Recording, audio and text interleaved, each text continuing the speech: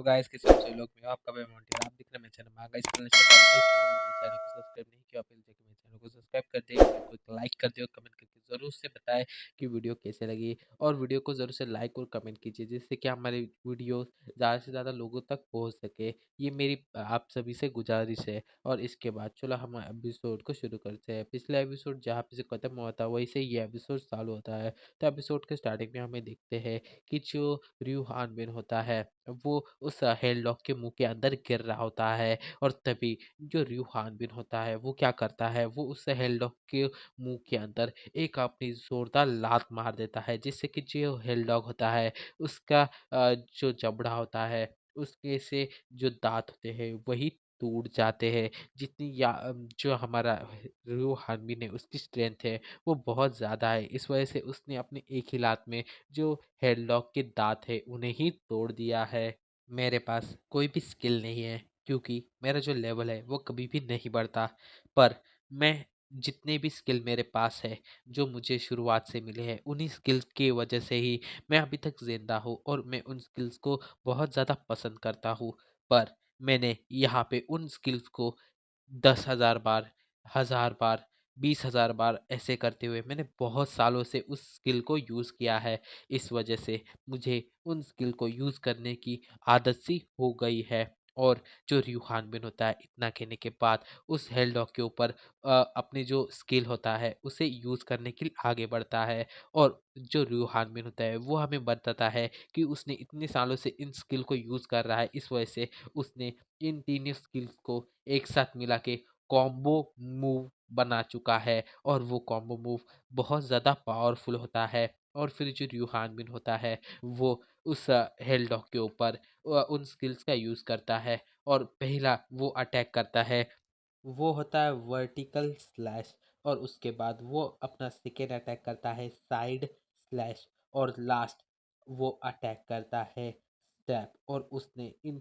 तीनों स्किल को एक स्किल बना के उसे हरा दिया होता है। और उसने उस कॉम्बो मूव का नाम रखा होता है क्रॉस इम्पैक्ट। और वो हमें ये भी बताता है कि ये रियल में कोई स्किल नहीं है, वो अलग अलग स्किल है। पर मैंने इन तीनों स्किल्स को एक स्किल में बना दिया है। और ये स्किल बहुत ज़्यादा पावरफुल है। अगर मैं ये स्किल किसी भी मॉन्स्टर के ऊपर यूज़ करता हूँ तो वो नहीं बचता, वो कभी भी खड़ा नहीं हो पाता। और उसने उस स्किल का एक और नाम रखा होता है, उसका नाम होता है triple cross attack.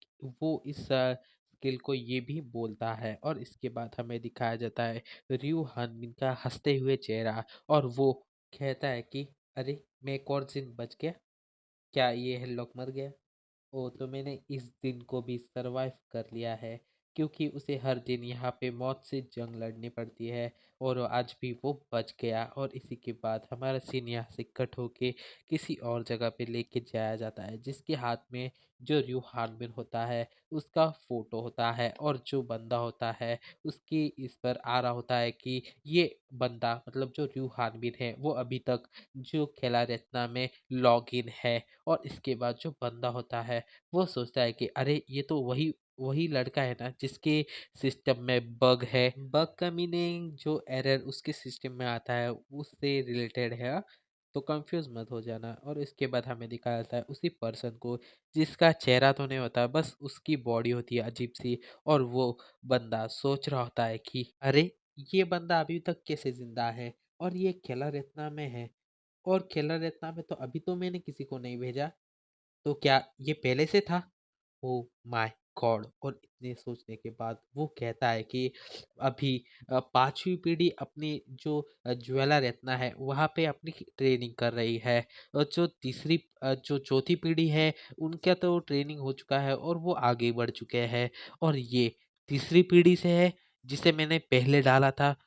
Oh my God! ये इतने सालों से यहाँ तक जिंदा रहा है, 22 सालों तक।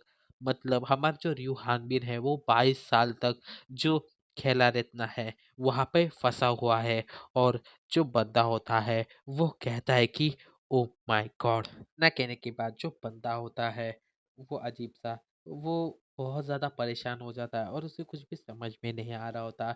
वो अपने घुटनों के बल बैठ के अपने सिर को ना ज़मीन से मारने लगता है और कहता है कि अब मैं क्या करूँ? अगर इस बंदे को पता चल गया कि ये सब कुछ मेरी गलती है और मेरी वजह से ही वो 22 साल तक उस नरक में सड़ता रहा, तो ये लड़का मुझे छोड़ेगा नहीं और मैं इसको कुछ बोल भी नहीं पाऊँगा क्योंकि मेरे पास कोई शब्द ही नहीं है। ये सब कुछ तो मेरी गलती है, मेरी गलती है, मेरी गलती है। वो ऐसा कहते हुए सोते खुद को ही कोस रहा होता है, तभी वहाँ पे ट्रिंग ट्रिंग करके आवाज़ आती है और उस बंदे के सामने जो र्यू हानबीन होता है, उसकी जो लिस्ट होती है, मतलब उसकी जो स्टैट्स होते हैं, उन सभी को आ जाती है और उसके ऊपर उसके स्टैट्स लिखे होते हैं और मैं इन्हें पढ़ने नहीं वाला क्योंकि ये अभी पढ़ के कुछ फ़ायदा नहीं है। इसके बाद जो लेवल अप होने वाला है र्यू हानबीन का, उसके बाद मैं उसे पढ़ के आप लोगों को बता दूँगा और उसके बाद जो बंदा होता है, वो उन स्टैट्स को देखता है और क्या उन पे जो र्यू हानबीन है, उसका लेवल 4 दिखाया जा रहा होता है और उसी के बाद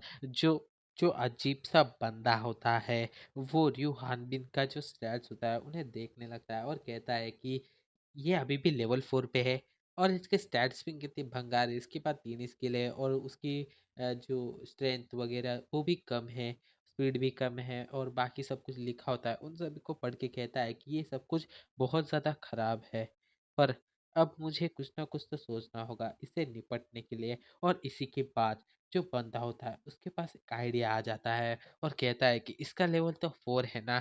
और उसके बाद वो एक बड़ी सी अजीब सी हंसी हंसने लगता है और वो कहता है कि हाँ, अब मेरे पास एक तरीका है इससे निपटने का। और इसी के बाद हमें दिखाया जाता है, इसके बाद हमारा सीन शिफ्ट होता है र्यू हानबिन की तरफ, जहाँ पे वो रात के समय खेला रेतना में अपना जो खाना होता है इसे एंजॉय कर रहा होता है। मतलब उसे उस खाने में कुछ भी पसंद नहीं आ रहा होता, पर उसे भूखा नहीं रहना, इस वजह से वो उस हेलडॉग को काट के पका के खा रहा होता है।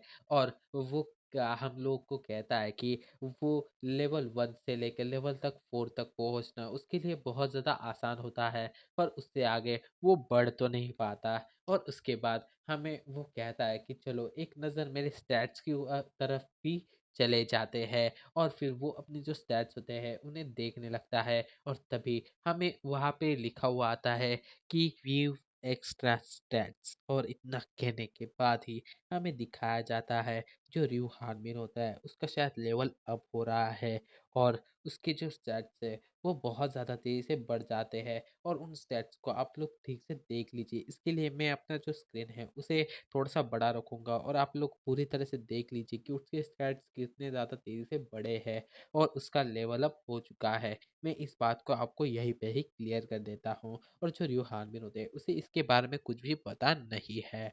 और इसी के बाद हमें दिखाया जाता है जो र्यू हानबिन होता है, वो अपना जो खाना होता है उसे खा रहा होता है और हमसे कहता है कि ये जो हेडलॉक का मीट है वो कितना ज़्यादा स्ट्रॉन्ग है, ये चबाने में बहुत ज़्यादा मुश्किल जा रहा है। हाँ, और इसके बाद वो आगे कहता है कि हाँ, अब ये लेवल 4 का है इसलिए शायद चबाने में इतना ज़्यादा मुश्किल हो रहा है। हाँ, हाँ, हाँ। और इसके बाद कहता है कि मुझे कुछ तो टेस्टी खाना है, मुझे ये नहीं खाना, मुझे बहुत ज़्यादा अच्छा कुछ ऐसा खाना है जो मुझे बहुत ज़्यादा पसंद आए, कि इसके अंदर कुछ भी टेस्ट वगैरह नहीं है। और इसके बाद और मुझे बहुत सारे लोगों से मिलना है, मैं कितने दिनों से अकेला ही हूँ यहाँ पे।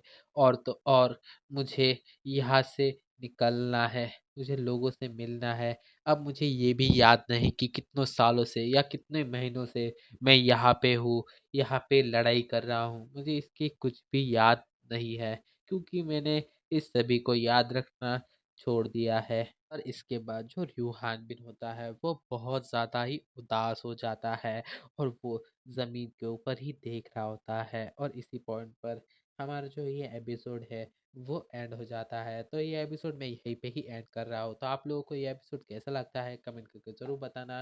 और चैनल पे नए हो तो चैनल को सब्सक्राइब, वीडियो को लाइक और शेयर ज़रूर से करके जाना। मिलता हो आप सभी को इसके नेक्स्ट एपिसोड में, तब तक के लिए till then take care, bye bye.